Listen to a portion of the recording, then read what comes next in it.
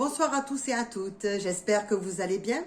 Nous nous retrouvons ce soir pour une nouvelle et dernière vidéo sur la thématique des émotions. Ce soir, je vais vous parler de deux émotions secondaires qui sont la déception, la frustration et je conclurai avec l'émotion joie.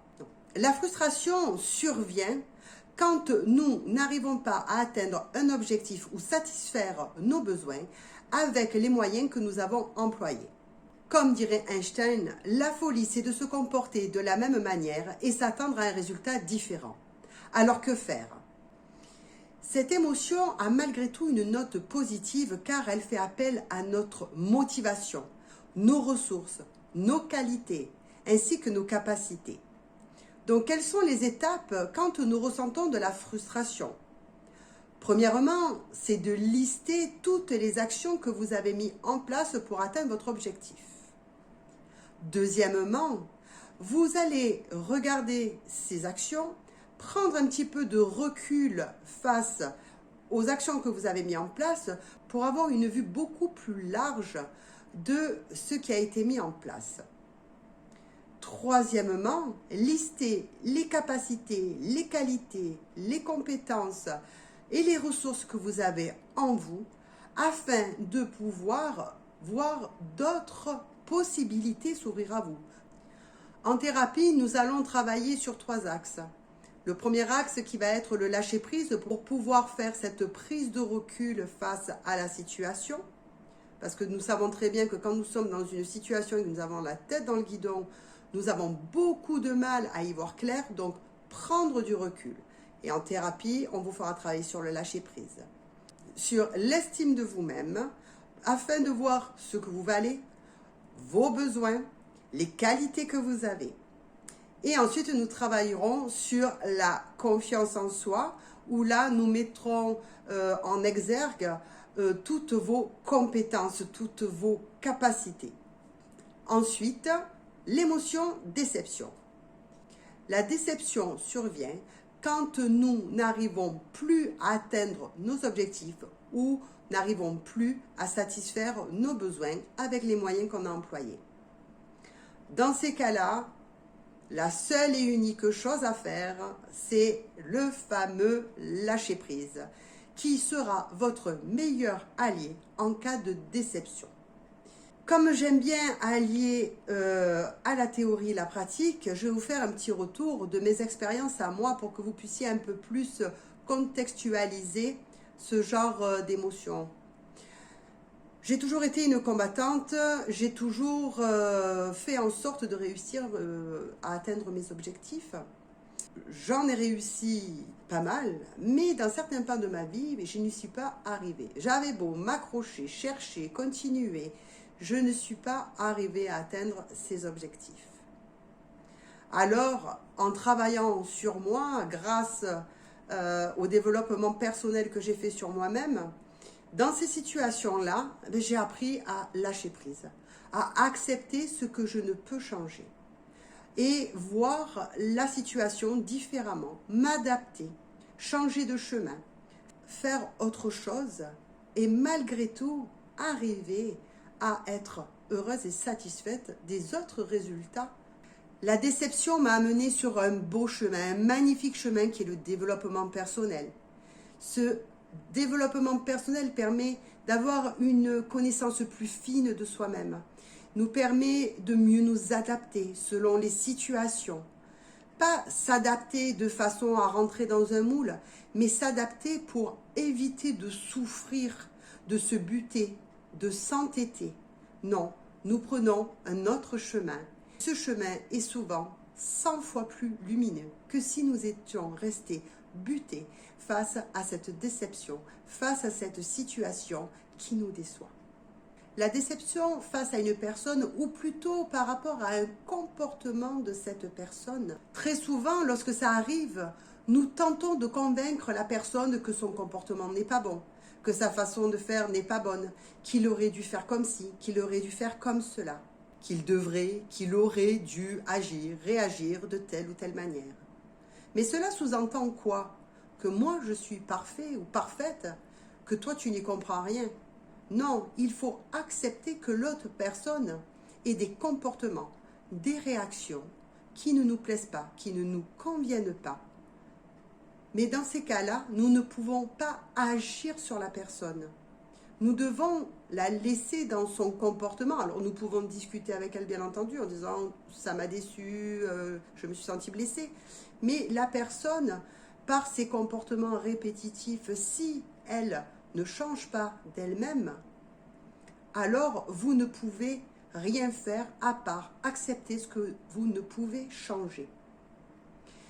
Et je dirais même beaucoup plus loin, si vous voulez qu'une personne ou des personnes changent, ne leur dites pas ce qu'il faut qu'ils changent chez eux, mais commencez par changer ce qu'il y a en vous. Parce que l'autre personne a une réalité différente des choses. Et il faut savoir aussi l'accepter. Qu'il ait d'autres convictions, d'autres valeurs, d'autres croyances qui font que ça ne colle pas.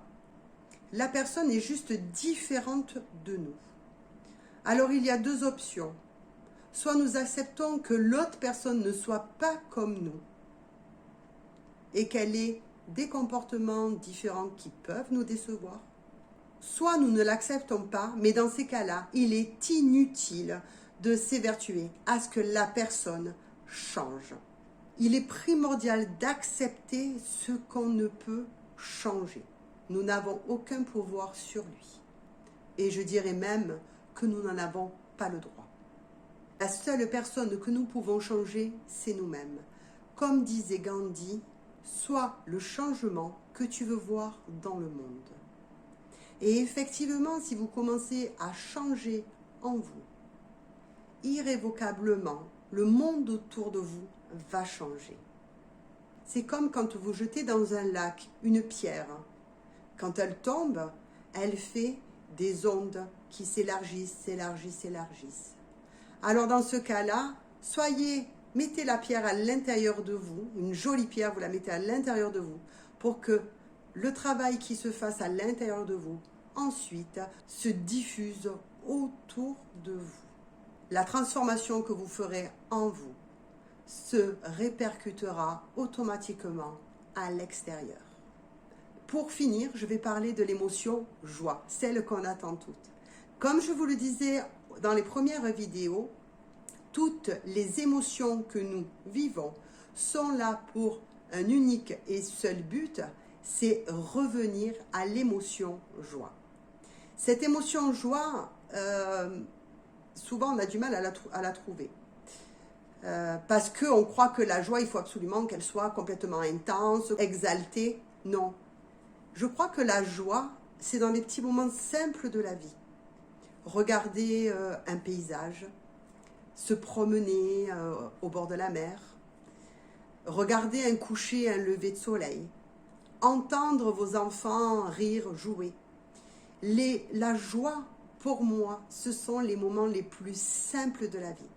Ces moments qui nous remplissent le cœur, qui nous apportent en même temps paix, sérénité. Un peu comme quand nous avons des bulles de champagne dans le corps, c'est doux, c'est léger. Et c'est ça la joie. La joie réchauffe notre cœur. Elle nous fait monter en vibration, nous donne une belle énergie. Alors je vous dirais, connectez-vous le plus souvent possible aux moments simples de la vie, car c'est ceux-là qui vous apporteront le plus de joie. Enfin, pour conclure cette vidéo des émotions, je souhaitais vous faire un petit exercice.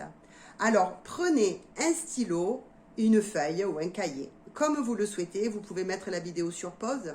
Et nous allons faire cette petite expérience. Car je me suis rendu compte dans beaucoup de séances, les personnes que je vois en séance ne savent pas ce qu'elles ressentent dans leur corps. Quand je leur demande qu'est-ce que vous ressentez dans votre corps, il n'y a rien. Alors, nous allons faire ce petit exercice pour que vous puissiez noter déjà, ressentir, et puis vous entraîner. Si vous ne ressentez rien quand je vais vous donner les différents exemples, ne culpabilisez surtout pas. Simplement, vous savez que c'est un exercice que vous aurez à refaire. Parce qu'il est essentiel de ressentir ce qui se passe dans notre corps. Nous ne sommes pas qu'une tête avec un cerveau. Nous sommes un corps. Notre cerveau sans notre corps, il n'est rien. Bon, inversement aussi, notre corps sans cerveau, mais ça c'est une autre histoire. Mais quoi qu'il en soit, il faut absolument que vous remettiez votre corps au centre de votre vie. C'est lui qui vous guide. C'est lui qui vous donne les messages. Donc, une fois que vous êtes prêts, nous allons commencer ce petit exercice. Alors, je vais vous demander de fermer les yeux.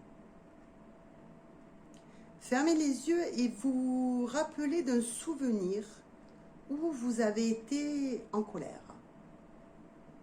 Voilà, prenez le temps de visualiser ce souvenir, la scène, les personnes autour de vous. Et de revivre cette scène où vous avez été en colère, très en colère. Et maintenant, je vous invite à ressentir cette colère dans votre corps, de vous rappeler ce que cette colère a fait dans votre corps. À quel niveau se situe-t-elle dans votre corps? Qu'est-ce que vous ressentez? C'est peut-être différentes sensations, du chaud, du froid, une explosion, peu importe. Ressentez ce que vous avez à ressentir simplement. Connectez-vous à ce moment de colère. Et quand vous l'avez, vous pouvez ouvrir les yeux et noter sur une feuille ce que vous avez ressenti dans votre corps.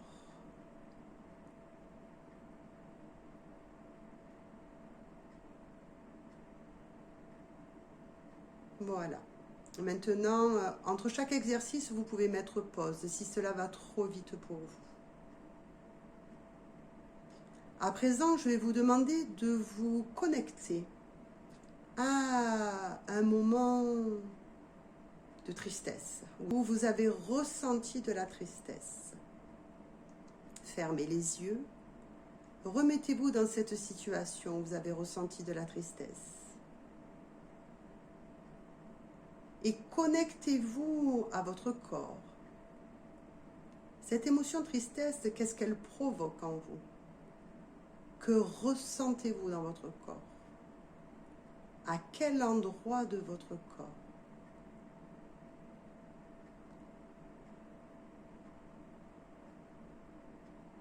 Et quand c'est fait, vous pouvez ouvrir les yeux et noter sur votre feuille ce que vous avez ressenti, les sensations. À quel endroit?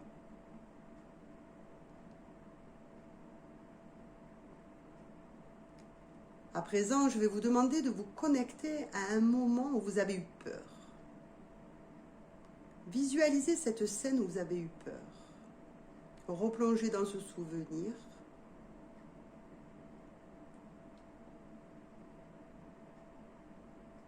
Et connectez-vous à ce que vous ressentez. Qu'est-ce que vous ressentez dans votre corps? À quel endroit de votre corps?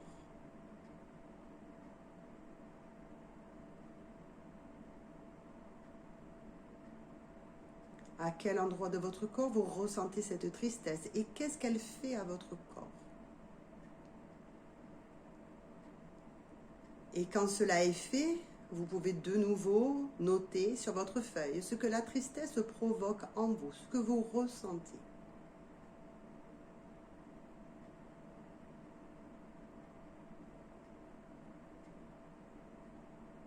Et maintenant, je vais vous demander de vous connecter à un moment où vous avez ressenti de la joie.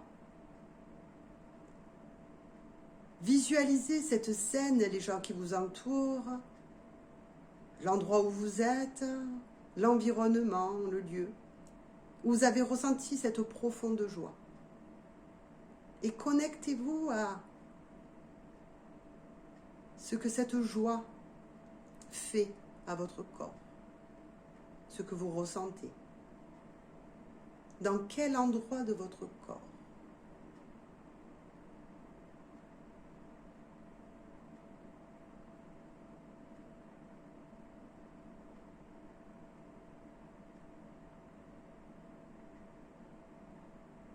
Et quand c'est fait, vous pouvez noter ce que vous ressentez. Dans quel endroit de votre corps?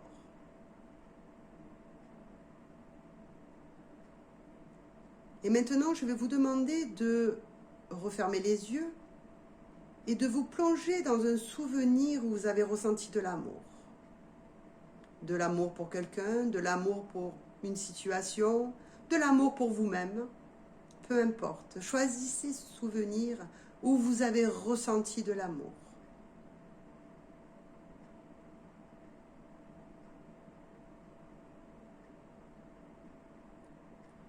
Qu'est-ce que vous ressentez dans votre corps quand vous ressentez l'amour?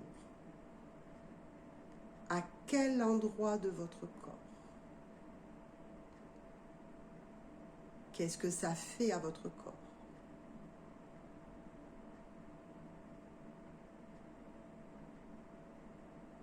Et une fois que vous avez ressenti tout cela, vous pouvez ouvrir les yeux et noter sur votre cahier ces sensations, ce que vous avez ressenti.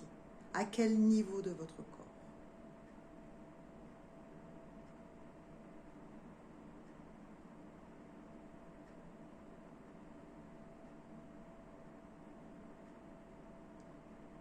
Je souhaitais vous faire ce petit exercice afin que vous arriviez à noter les différentes sensations qui se produisent dans votre corps face aux différentes émotions.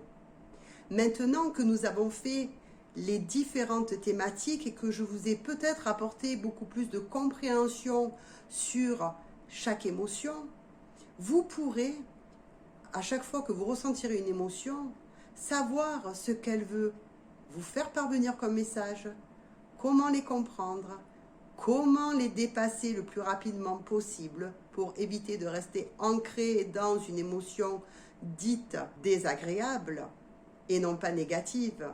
Elles ne sont pas négatives car elles ont toutes un but.